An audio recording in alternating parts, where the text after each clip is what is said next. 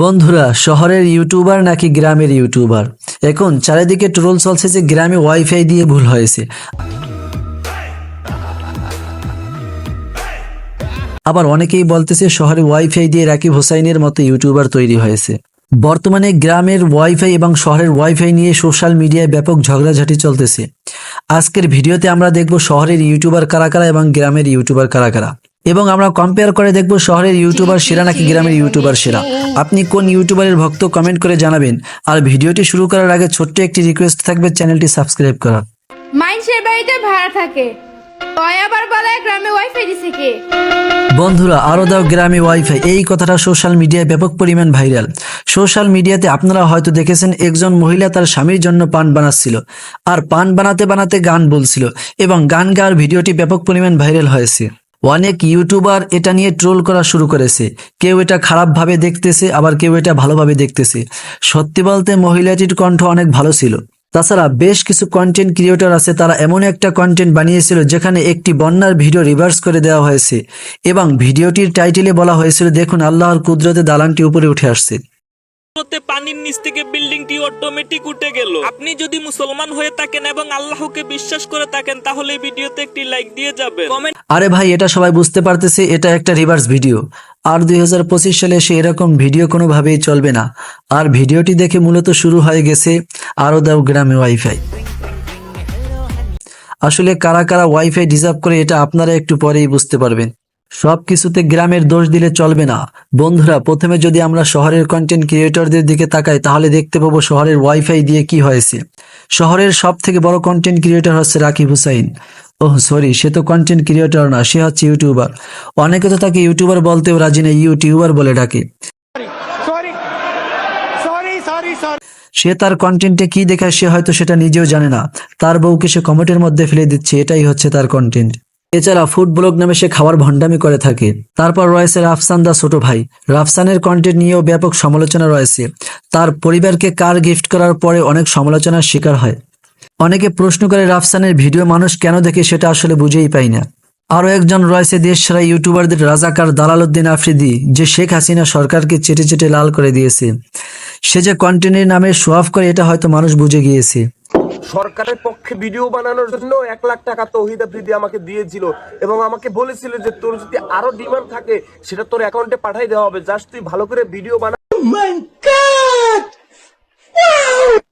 বন্ধুরা, শহরের আরেক ইউটিউবার রাকিন আফসারের কথা কি বলবো, সে তো গুলশানের ভাবি নামে পরিচিত। সে আসলে মেয়ে ক্যারেক্টার সাজতে সাজতে তার মধ্যে মেয়েলি ভাবটাই চলে এসেছে। তাছাড়া শহরের এমনও কিছু কন্টেন্ট ক্রিয়েটর রয়েছে যারা বিভাগ আর জেলার পার্থক্যটাই জানে না। এছাড়া শহরের কিছু মেয়ে টিকটকার রয়েছে যারা ঠিকঠাক কোমর দুলাতে জানলেও বাংলাদেশের প্রধানমন্ত্রী এবং রাষ্ট্রপতির পার্থক্য জানে না।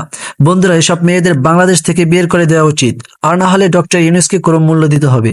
এছাড়া ডানা ভাই জোস এবং কারিনা কায়সারের মতো শহরের অশ্লীল লেভেলের কন্টেন্ট ক্রিয়েটরদের দেখলে মনে হয় যে গ্রামে না, শহরে ওয়াইফাই দিয়েই ভুল হয়েছে। তার থেকে বড় কথা, তাদের হাতে স্মার্টফোন তুলে দেওয়াই ভুল হয়েছে। এরা দুজন যে নিজেদের কিভাবে কখন কি বলতে হয় এটাও বুঝে না। এমনকি একবার তো কারিনা কায়সার মজা করতে করতে 25,000 টাকায় কাজ করতে রাজি হয়ে গিয়েছিল। বন্ধুরা, আমি বুঝি না এগুলা কন্টেন্ট কি করে হতে পারে।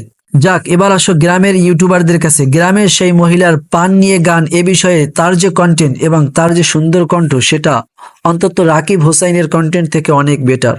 টিকটক এবং ইনস্টাগ্রামে উল্টাপাল্টা নেচে নিজেকে কন্টেন্ট ক্রিয়েটর দাবি করা মস্তিষ্ক ছাড়া শহরের ক্রিয়েটরদের চেয়ে কিছু গ্রামের ক্রিয়েটর আছে, তারাই মূলত ওয়াইফাই ডিজার্ভ করে।